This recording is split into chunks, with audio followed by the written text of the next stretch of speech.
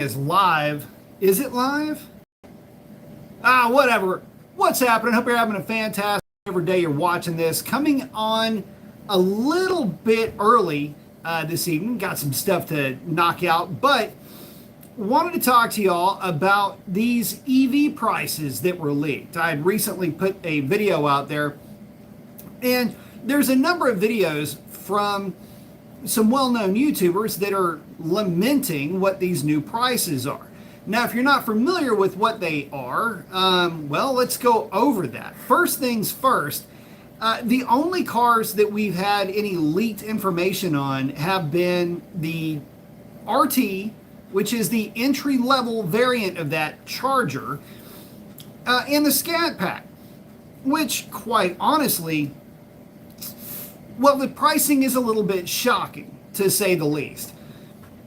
To get you into an entry-level RT, you're looking at about $63,000. Well-appointed variants of that car are going to go for about 67 or 68 grand, at least so far as I can tell. I need you to understand how obnoxiously expensive that is. It's got to be stated at some point. You got to call out the craziness of just the.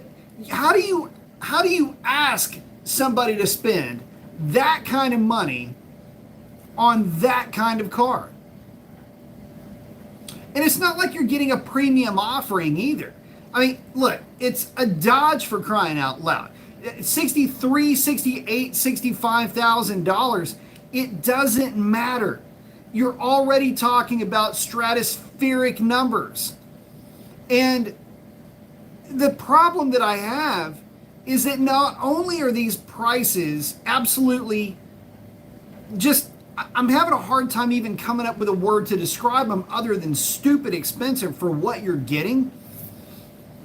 It's a slap in the face to every Mopar fan that's out there. Let me keep going and it'll become relatively clear where I'm coming from with this. So you've got your entry-level RT, which is about as fast as an RT Challenger. You've got your Scat Pack, which is going to check in around $75,000, $76,000, with well-appointed variants of that car checking in somewhere around $80,000 to $82,000.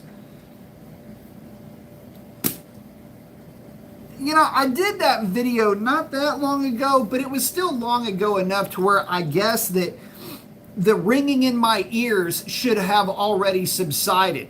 The concussed feeling that I had when I first started seeing the videos from OC and a couple of other guys get posted, I was going, nah, you guys have got, but it was consistent across the board.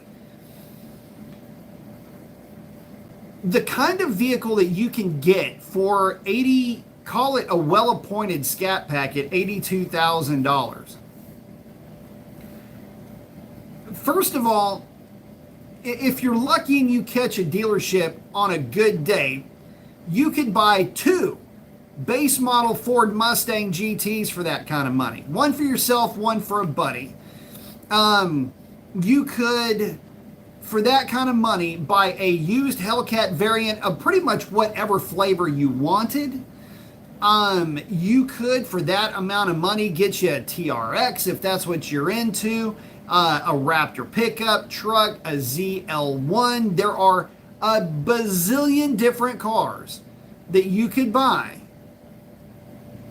that were internal combustion cars that would be far and away more fun and far and away less expensive. But even if you start diving into the EV markets, oh my God, for $82,000, you could get a Tesla Plaid.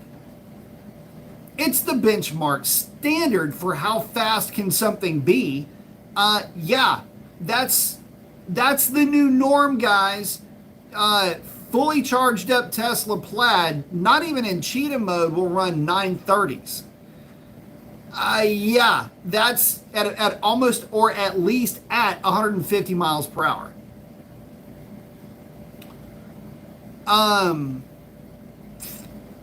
What the hell are you thinking buying one of those Dodges? And I guess, again, you look at it from this point of view, the RT, way too expensive, and it doesn't perform near well enough for the kind of money that they're asking for it. The Scat Pack, on the other hand, it looks like it's going to be super quick, but it's not going to be Hellcat quick. And you're going to spend 80-something thousand whole ass dollars for that. No, man, hell no. I don't see the sanity in this. I don't see the good business practice in this either, though. And I think that's really more what catches me off guard with this. Dodge is up with a long-standing Dodge tradition. They will have a car that looks amazing. It doesn't matter what it is. It could be an Aspen RT. It could be that weird little all-wheel drive thing that they had for a hot minute. It will be awesome to look at, amazing to drive, but the whole thing will dissolve around you in a short order of amount of time. At least compare it to a Chevy or a Ford. But the build quality is the thing that kills it for this. And you can say, well, a Tesla Plaid doesn't have build quality. I don't care. It's a Tesla Plaid. Okay, there are some liberties that you got to give up for the Plaid. Okay, so there's that. But I guess because it's that fast, but I'm still trying to understand Dodge asking that kind of money for these kind of cars with the background that they have, with no marketing and nothing really to speak of, other than they have speakers that'll make V8 sounds. Oh my gosh, it's embarrassing, guys. I mean, it's embarrassing. It's like drunk uncle at Thanksgiving with his dick out. Embarrassing, right? Like, that's what it looks like to me. This is an ugly look. This is not what Dodge is supposed to represent. You can try to zhuzh it up with it's e-muscle. No, that's what your mom calls her dildo, Dodge. This is not e-muscle, okay? This is embarrassing. And I'm tired as hell of hearing what has been passing for marketing and seeing what has been passing for a quality product from Dodge really in the last 5 years. So I'm still left perplexed. Who is going to buy this thing? Who's going to buy it? Nobody that I have heard yet is all lathered up about that car at all. RT or Scat Pack. There are folks, and I was even one of them that was saying, look, man, you make the right car, I'll buy one for the channel. All right, I will do draggy hits. I'll take this thing to the drag strip. I'll do whatever I got to do to put that car in the absolute best light that I could possibly put it in. And then the price hits.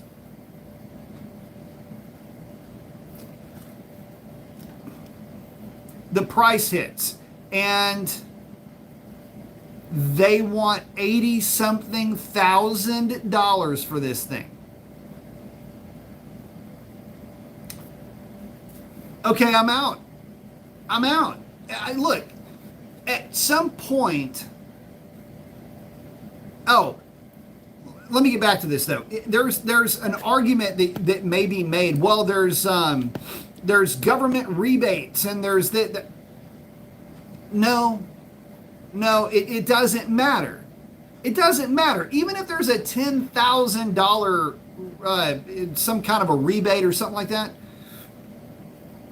First of all, where the hell's that money coming from? But secondly, it's still too damn expensive. Look, you can't, this is what I was talking about. You can't negotiate from a number this high. Let's say there is a 10,000. There's not. I'm just hypothetically speaking. Let's say there is a $10,000 rebate. So you go from $65,000 for a well put together RT to $55,000 for a well put together RT. It's still way the hell too much money. Number one. And number two, that doesn't solve the problem of where do you charge it? How do you charge it? Where do you keep it? Does it even fit within your lifestyle? Are you going to be happy spending $55,000 on a car that has, well, it's going to offer up mediocre performance at best? I don't know, man. I'm having a hard, and it's even worse for the Scat Pack, by the way. I'm just having such a hard time believing that some of these prices could actually be real. Holy shit.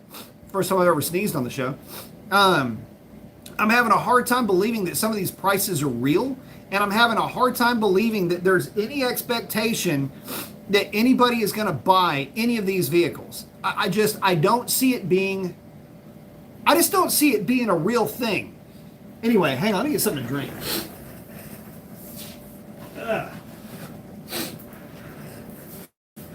It's half the reason why we didn't go live on Saturday. I had the worst allergy attack. I looked like my head had been used as a football. Let me check in with you guys. Hold, please. Unburdened is in. First, got the bald guy with the shades for the flex. I like it. Hard Rock is in. Mark is in. Sup, Mason? Those prices better be about 20 to 30 grand less from what the rumors are if they want to get people to buy those unwanted cars.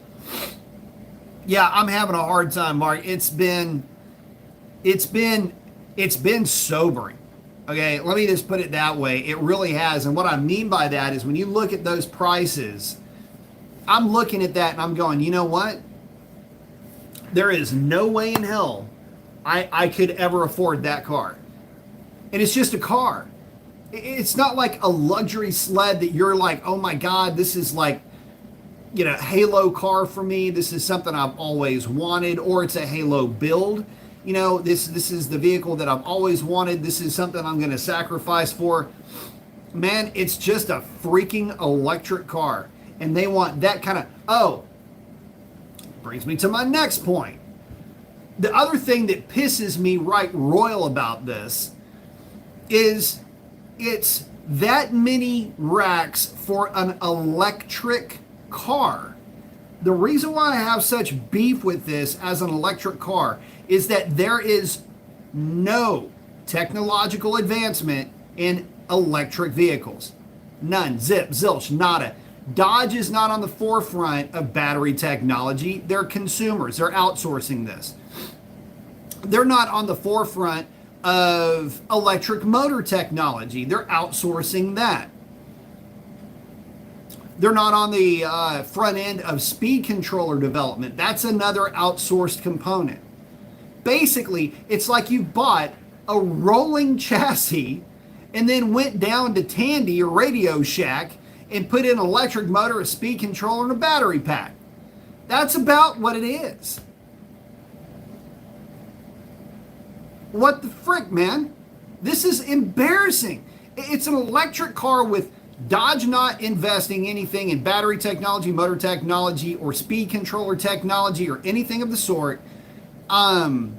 There's nothing remarkable about it. It is the cheapest of the cheap when it comes to the motors, the speed controller, and everything else. 90% of those components made in freaking China, with the balance of it being made in Canada, if you can tell the difference between the two. I do say poutine in Chinese. Anyway, I guess where I'm going with that is I'm not even getting what I'm paying for with that vehicle. And that to me is the biggest issue. You're trying to sell me something that is, in essence, a rolling chassis with parts sourced from God knows where for an electric motor, a speed controller, and a battery pack. It's, again, where's the value in this? Oh, and the other side of that is What's the resale value of that thing going to be? Is it going to fall in lockstep with what every one of these other EV manufacturers' cars are going for? Which, in other words, they're just hemorrhaging value. It's a limited market at best. Anyway, I'm catching with you guys. David is in. Hard Rock said I found a stripped down super stock for 79 grand, low options, but it is a real deal. Nice. Hard Rock saying screw Teslas. I don't have a problem with Teslas. I have a problem. The big problem that I have is every other EV that's out there being marketed as it's the savior of something when they're not. Battery powered junk, absolutely. Sovereign is in. What is up? Sovereign saying evening. Or said I'd rather own a 69 A12 Roadrunner. Yeah. So except Marshall Mathers, aka Eminem. Yeah, was he in a like an ad for them or something? Sorry, but I don't look at that dude and think muscle car guy. No, that doesn't really resonate with me. Burton saying you can't polish a turd. You can, but it's a mess. You'll make a hell of a mess. You can try, right? Mark saying if you stare at an empty corner, you'll see exactly who'll be buying them because nobody in that corner you're looking at. Yeah, that's true. Eric is in. What's up, man? Saying good evening, everybody in B Mason, France, Sovereign Knight, Hard Rock. Hello, Eric. Eric saying the new 2025 Charger EVs are already DOA plus the new Hurricane twin turbo 6-cylinders. Yeah, if those things keep blowing up, man, I don't know. Again, guys, listen, I initially was a big fan of the Hurricane 6. The problem with the Hurricane 6 for me is that if you don't run premium in even the standard output, it runs like crap. And I mean, it doesn't even run bad. It runs poorly. Like, it's not like, oh, it's not as fast as it normally is. No, it runs pretty lousy for for anything that's branded as being a Hurricane, whatever.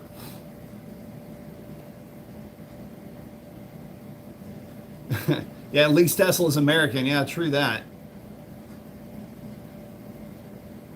A promotional ad for, Eminem. I'm sorry. I just don't. It doesn't do anything for me.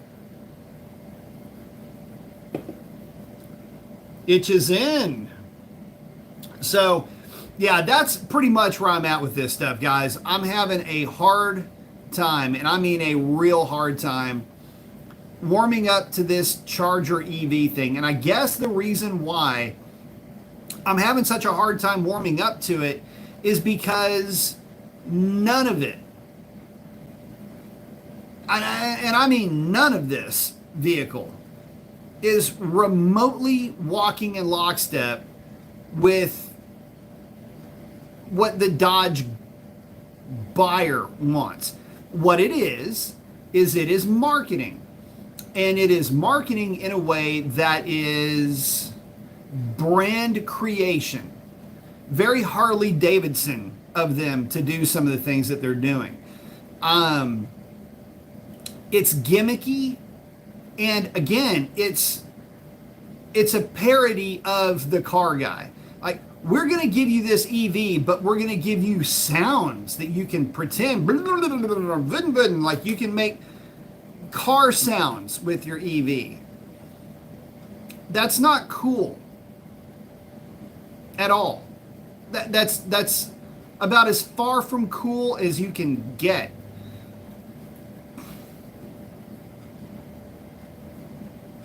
It just, I don't get it. I can't wrap my head around it. So, I mean, the only thing that at this stage of the game, look, I just saw it, Skids, ouch, that's an insult to Harley. Hey, at least Harley Davidson didn't put speakers on the live wire to make it sound like a Harley Davidson. It's worse than Harley Davidson.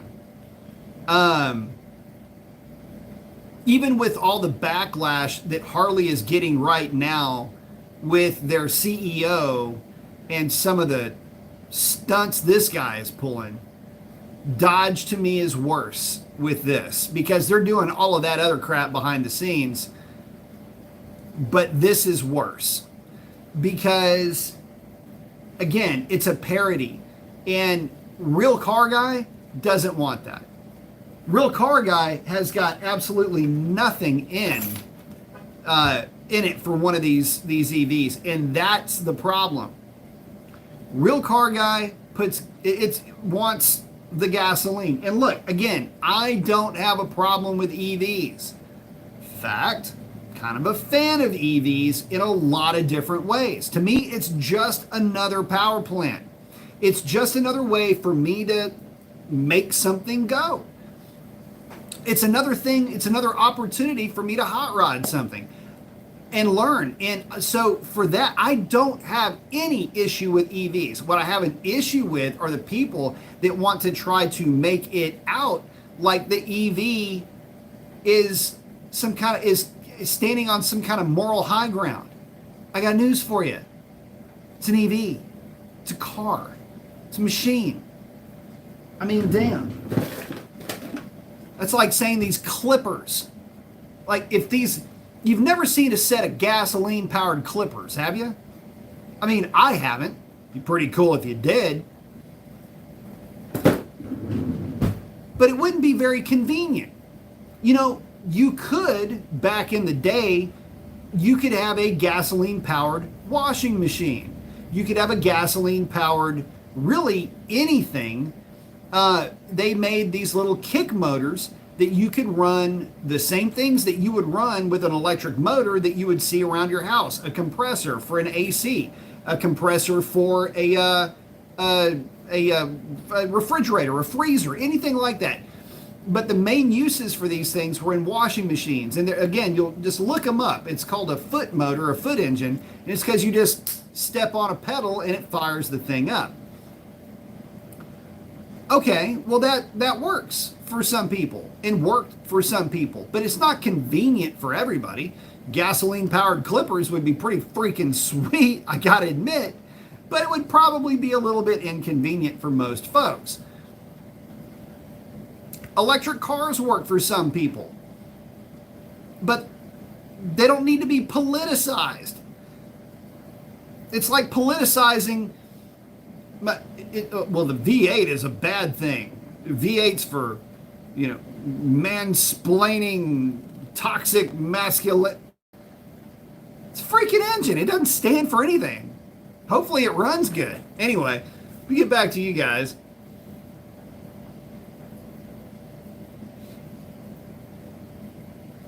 Yeah, Skids, EV is purposely built to get me from home to work and back. That's it. Yeah.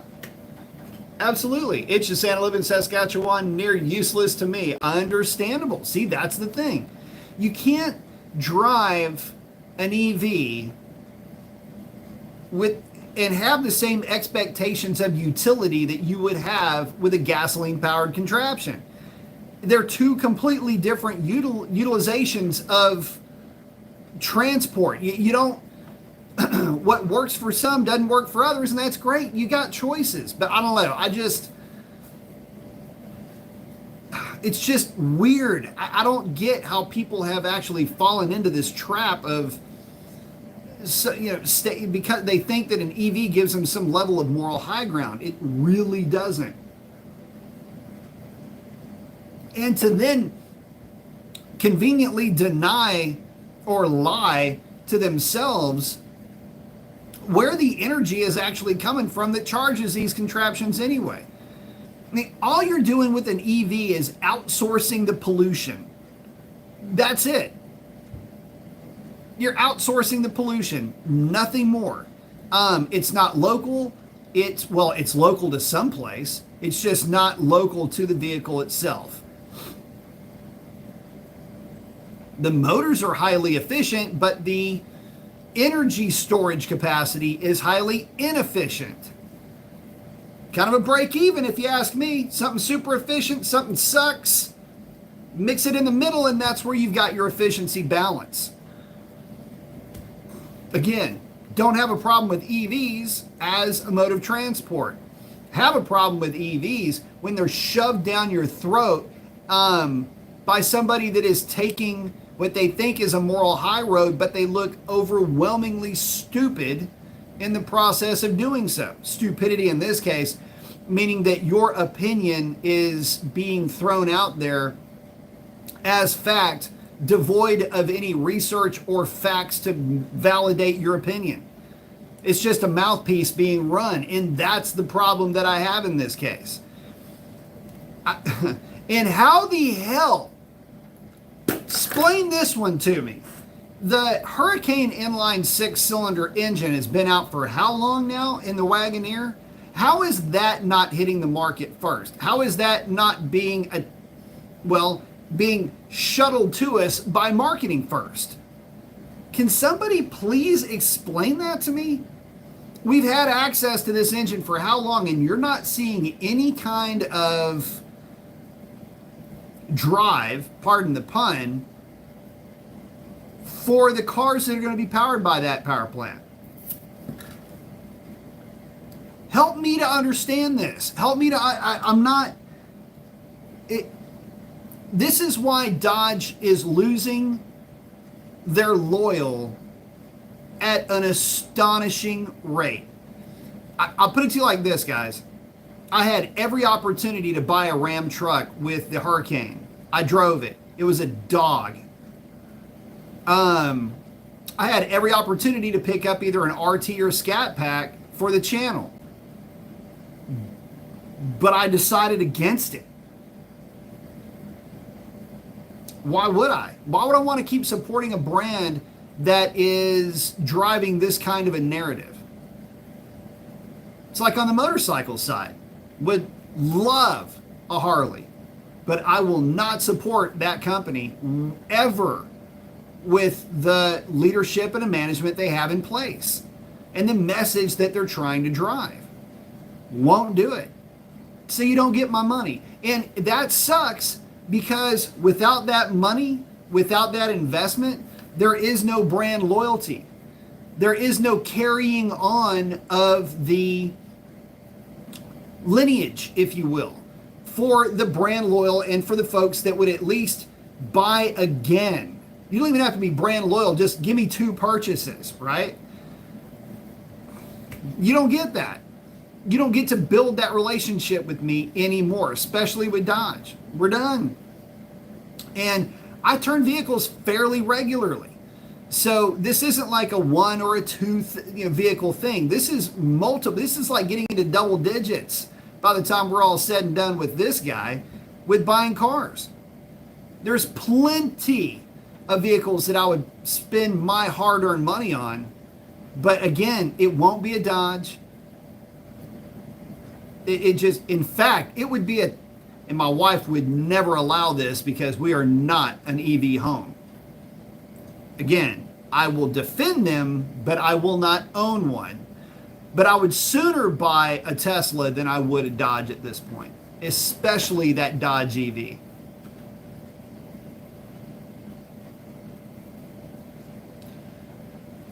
Yeah, not in the hot rodder world. It's saying, yep, I agree. Brent is in. What is up? Oh, Skid saying, point is, it can be used as a commuter. That's about it. And it better not have a long commute. And you better have a place, garage, to plug it in at night. Yes.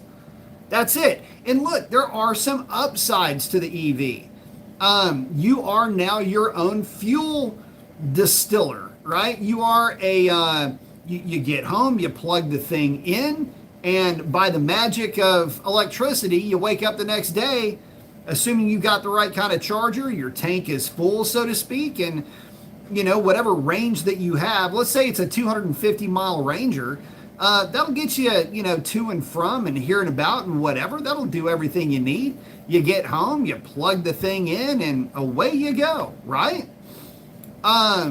Sounds pretty convenient. And for a lot of people, that's a great option. Yay! And for a lot of people, it's a horrific option, not just because these are people that can live next door to each other. That option may not work well for them. Yay! So you have a gas car. Awesome. But the thing is that the people that are going to try to shove an EV down your throat are the same ignorant idiots that vote them out. Vote them out. You got to vote. That's the most important thing. Because to me, it's not a question of EV or morality. It's a question of personal choice. It's a freedom question, not a question of, is this car good for the environment? What if I don't give a fuck about the environment? What if I am a huge environmentalist? Both of those people can agree that EVs, if you have studied them properly, are not the answer to cleaning up the world's oceans. It's just another power plant to get you from point A to point B. And when they need to be scrapped, and they will because nothing lasts forever, there's going to be cost and there's going to be consequence when it comes to recycling batteries. There's going to be a cost with the motors, rebuilding services, parts interchangeability.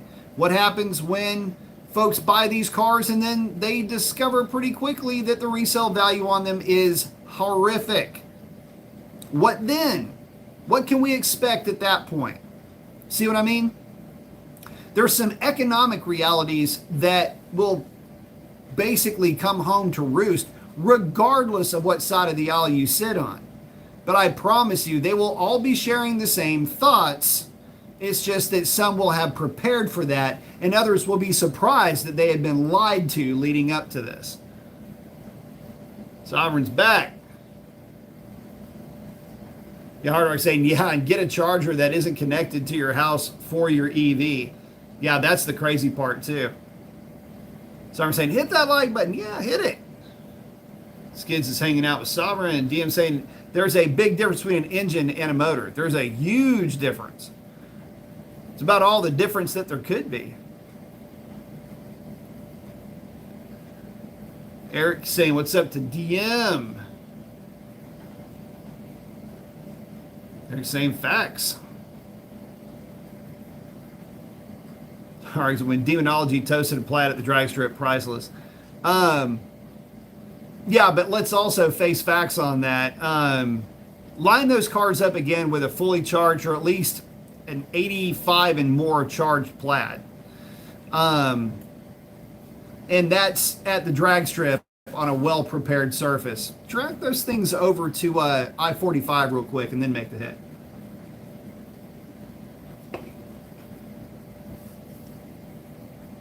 That there's going to be, that you won't see that. That's not where you will see those contests take place.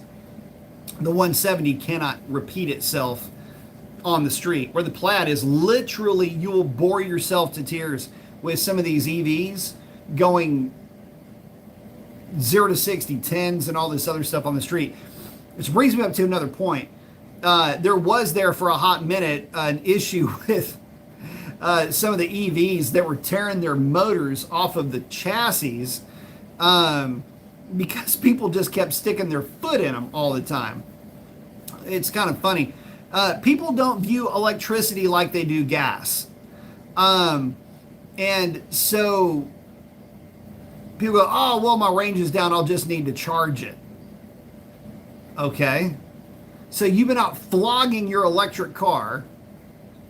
You can still hurt an electric car. There's some hard parts, and earlier on, they just didn't make them strong enough. I think they're strong enough now, but I guess the point is that the fossil fuels that you'll need to burn to turn the turbines, to turn the generators, to make the electricity go from miles away from where you are to where you are now to charge that vehicle, yeah, you're going to have to use more of them to fill up that battery. Just saying. I mean, courage of your convictions, right? Oh, skids. Yeah, it was a last minute decision to slap the Hurricane in the Charger. Well, here's the thing. Maybe so, but where's the marketing then? Where is any of the excitement coming from the brand? Not coming from the brand loyalists. I'm talking about where's the excitement coming from the brand for those vehicles? You don't see it. They're so busy trying to figure out how they're going to bring this EV to market. Oh, and by the way, they're trying to figure out how to bring this EV to market for the 2025 model year. Nobody, Dodge has to understand that nobody is going to be buying these things unless they are drastically discounted. But again, the issue that I have is you're starting from a $63,000 to $65,000 proposition just to get you into an RT. That the number is too high for negotiations. No amount of rebates aside from 50% off or a BOGO sale, which is buy one get one free, is going to get me or most of the brand loyal into a Dodge dealership to even consider one of these cars.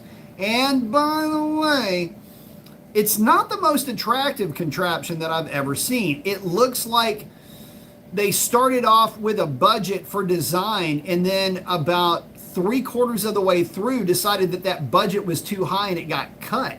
The car looks like it is not complete yet, which again is another reason for my concern.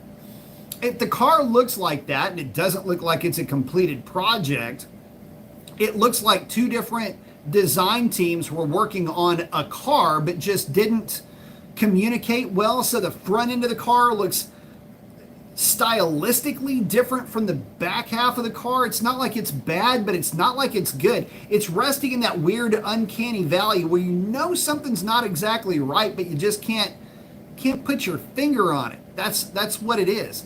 For me anyway. But more to that, the pricing.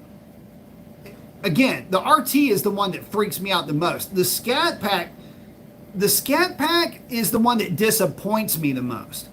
Because again, 80 some odd $1,000 for a middle of the road appointed Scat Pack variant, assuming that you're getting the all-wheel drive and all the bells and whistles and the tchotchkes to make it go the way that you expect it to go, is still going to fall only 60% of the power of a Plaid. It's not going to have near the range, and it's always going to be playing a second fiddle to whenever the Banshee makes it to the party. Remember that thing, which is just more or less a reskinned, a Maserati Gran Turismo, which is the 800 watt version of that thing,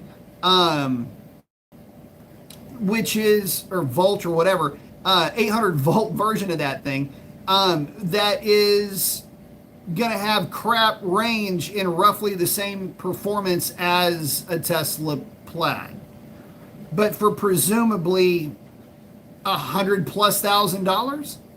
And that's the part of it that bothers me the most. Who can afford this? I mean, it's not even a flex anymore to be able to have a car like this because it doesn't have the performance of its contemporaries. It does not carry the styling or the design elements that its contemporaries carry with it. It's alienating an entire brand loyal group, and it's failing from a marketing standpoint, bringing in celebrities that have nothing to do with car culture whatsoever. And it's also not bringing us, the brand loyalists, the vehicle that we're asking for, which is the Hurricane-powered derivative of whatever this thing is going to be. So, say what you will about the performance of the car. Say what you might about what this car might mean moving forward. To me, it looks like a whole lot of investment with the understanding that that money is going to be considered a write-off, and I think that they are going to be bucking for a government buyout. That's exactly what I feel that this is going to be doing. I think Stellantis is going to use this as an excuse to kill the brand in general. And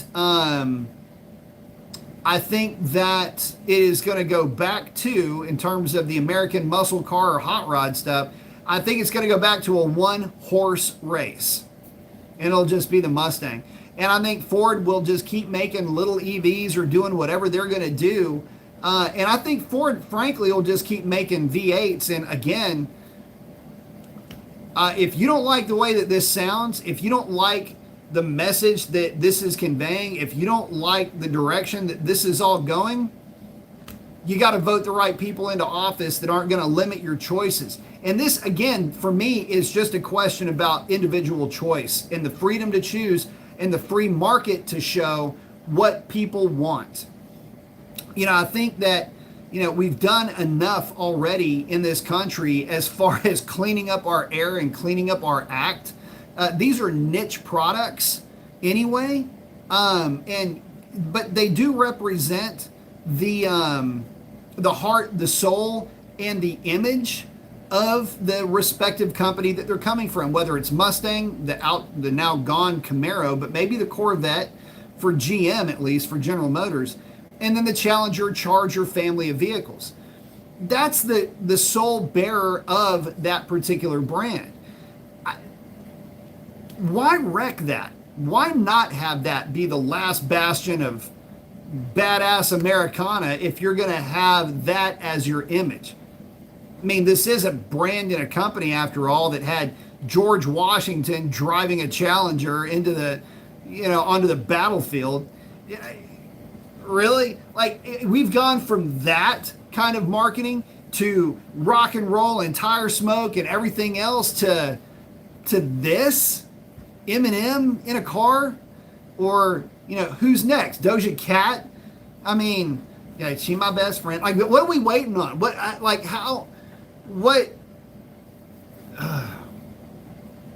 This is embarrassing. Like, this isn't Big Daddy Don Garlett sitting on the hood of one of these things, right? Like, this isn't, pick somebody, pick anybody, pick your favorite influencer or whatever. It's not those people driving the narrative of the marketing of these vehicles. It's a marketing department thinking, who could we get to? It's just god awful. But the price of the things, again, I cannot wrap my head around the idea of how much these things are going to cost and how much money you're going to have for the purchase of one of these vehicles. And again, let's say that there is or was hypothetically a $5,000 or $7,500 or a $10,000 rebate. You're going to have to own a house. You're going to have a garage. You're going to have the means to have an electrician hook up this charging apparatus to your home. That does not come free. It's a very expensive endeavor, to say the least. Who do you, as the consumer, have the desire to have that type of investment, not only in the vehicle, but in your home as well? It's a tough ask, I gotta admit. And it's really hard when you start to dissect what it is not only going to take for the average consumer to own one of these cars, but how much money do you have to make? Like, how very much money do you have to go in and spend $65,000 on an EV like an RT? I'm sorry, I don't get it. I'm having a hard time with this. An RT, give it to you in another way. The RT, what was it listed at? 0 to 60 in like 5 seconds flat, right? So if the RT drops a 0 to 60 in 5 seconds flat, y'all know that that's not really all that much faster than my F-150, right? Remember, F-150 went 1330 at, what was it, 104 miles an hour, 103 miles an hour? And it was 0 to 60 in 5.3 seconds or whatever it was on that draggy.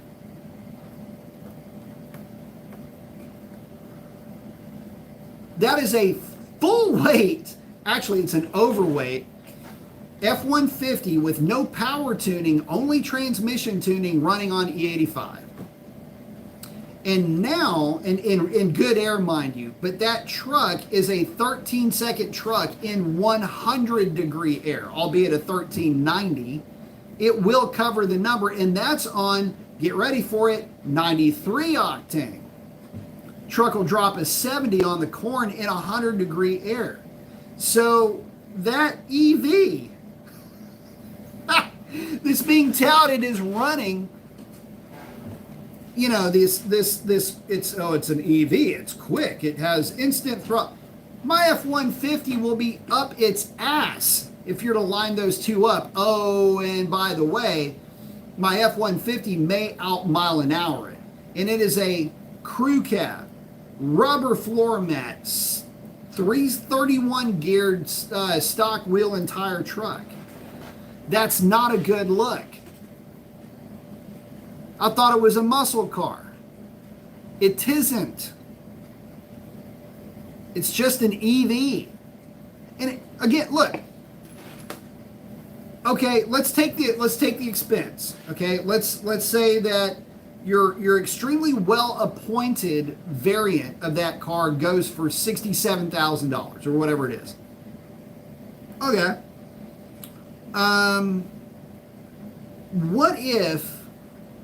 What if that car was just stunning to look at? The interior was immaculately put together, built to be able to handle the use, misuse, and abuse that a car enthusiast, but more importantly, a motorsports enthusiast would put that vehicle through. Performance numbers aside, if it had all of the rest of the intangibles, meaning looks, comfort, build quality can be subjective and objective, but you kind of get the idea where I'm going with this. What if it had impeccable subjective to go along with the ho-hum objective? Would it matter then to you? Would you say, oh, okay, well, I can justify spending the money. I like the idea of an EV. It works for my lifestyle. Let's do it. Man, that better be some hella damn good subjective qualities that thing's bringing to the table, because it doesn't look like it's going to carry that with it. And looky, say what you will about whatever kind of performance envelope that the Scat Pack is going to be able to accomplish. It ain't going to be up there with the rest of them, and it certainly won't be up there with the best of them. So then how do you justify it? I don't know. But most folks that would buy a car with the name Scat Pack on it, keep in mind, by the way, that the Scat Pack from back in the day, I mean, it was a pretty decent little hot rod, and if you had any kind of full-time job, you could afford one. But nowadays, it isn't quite like that. And you've got to make a ton of money and have a ton of pre-existing resources in your home and in your electricity, or your electrical capacity, to be able to run the amount of electricity through your house to charge this thing in a manner that is not going to, take more than maybe 6 hours at home. It can't take more than 6 hours. It's got to be far less than that to go from zero to full. So I'm sorry guys, but this is what will cause the brand loyal to check out. And it's a real shame. It's been a great run.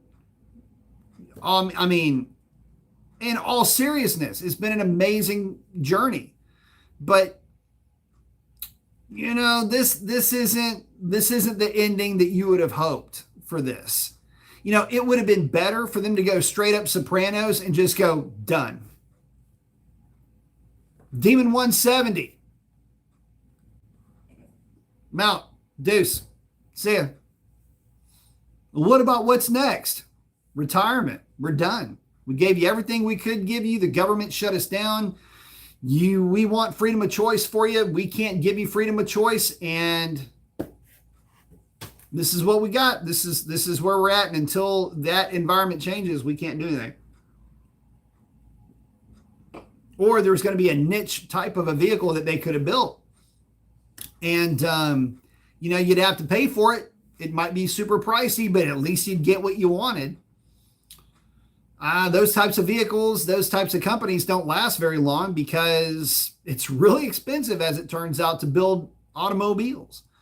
So, as it turns out, to me, I feel like Dodge really did take a gamble, and they rolled snake eyes badly on this one.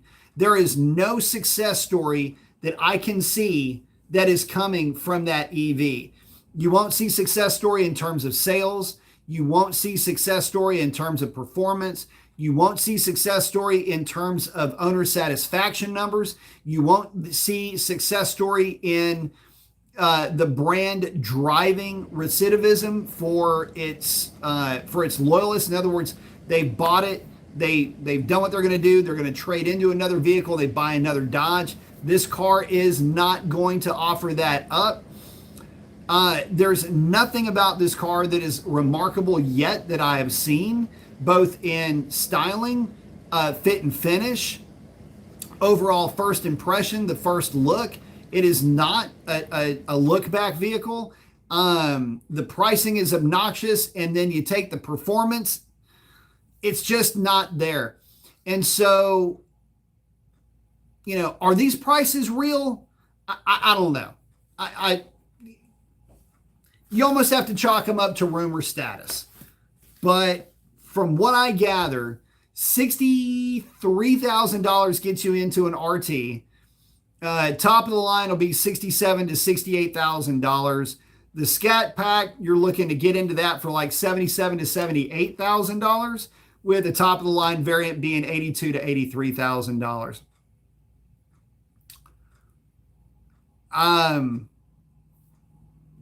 If you end up buying one, let me know how you like it. But unfortunately, I don't think that there's going to be a lot to, there's not going to be a lot to report, because I can tell you this. These clippers might be the absolute best clippers on the planet, but they're still just clippers. That's about as exciting to me as that car is. Because it will do one thing, and it'll do one thing well, and it'll go 0 to 45 or 50 miles an hour in a very exciting way. And then after that, you're on your way to a mid to low 11-second pass. And that's it. And it doesn't have the range capacity to do it over and over and over and over and over again the way the Plaids can. Or just the regular S-Type. Whichever, just pick one. I don't know. I don't know all the designations of these things. So it's like it's like it was modeled by somebody that thought they knew car culture and car people, but they don't. This is what happens when a sophomoric marketing team and a sophomoric product manager, which is what this is. It is sophomoric in that you know just enough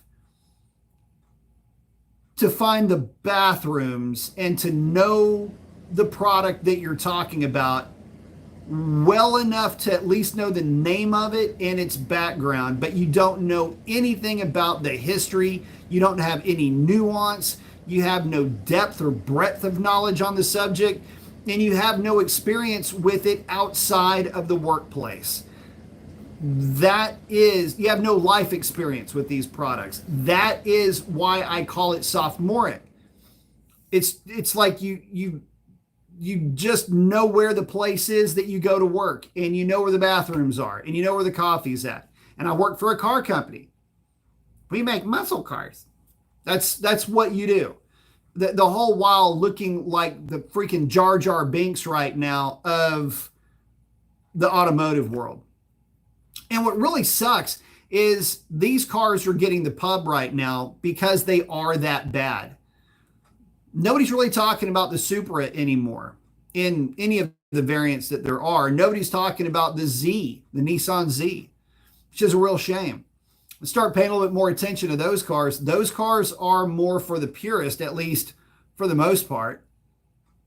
Hey, at least they don't run on electricity, right? Anyway, guys, with that, coming up on an hour, I'm going to go ahead and wrap it up. I want to thank each and every one of y'all for hanging out with me. Could not, would not do this without you. Guys, remember, get out there and do something cool for somebody. Chances are they need it way more than you know. If I didn't get to you guys, we will try to get to y'all on the next one, but I've got to get back to work. And with that, guys, that's a wrap. Adios.